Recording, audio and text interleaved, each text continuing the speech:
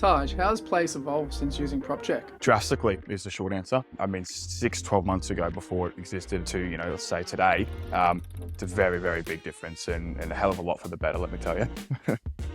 Is there an example of a property that comes to mind where PropCheck really helped you close the deal? There sure is. I mean, there's more than one example. One that probably stands out mostly for me would have been 34 Hall Avenue in Norman Park.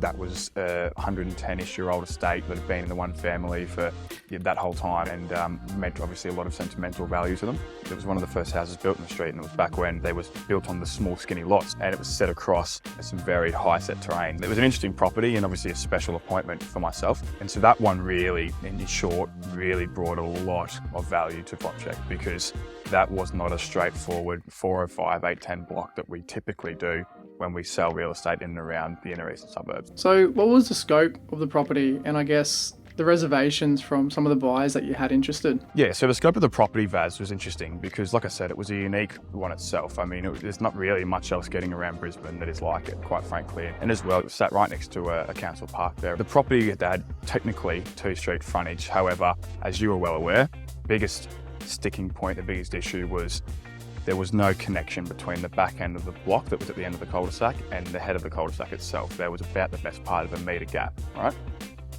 The biggest problem we were finding with buyers was, one, the lots were skinny and small, like we said before, and two, the house was character, so obviously there was a restraint around that and what you can do with that. And then three, and arguably the biggest one, was that access point down the bottom of the block.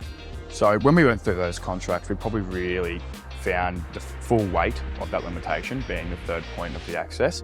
And when we brought you on to the selling team, we said, look, these are our problems. And quite literally, we sat down, didn't we? And I went, Vaz, this is it. 1, 2, and 3 is what we're getting. We know how to sell the property, how to negotiate the outcome, negotiate the deal, work with the buyers and the sellers. What we don't know how to do is overcome these. Bringing you on was really good because what we did is we had a chance to sit there with the owners and go, look, as an agent, we're bringing someone else on as well that really knows what they're talking about in these 3 avenues, just a little bit deeper than these are the problems he's been faced with. How do we overcome them? And you came back to us then and said, look, this is how we would approach it. And what that did really give us is essentially a solution, not just to the sellers, but as well to the buyers as well. Because what we can do is we can go to them and say, look, guys, you've been looking at it through these lenses.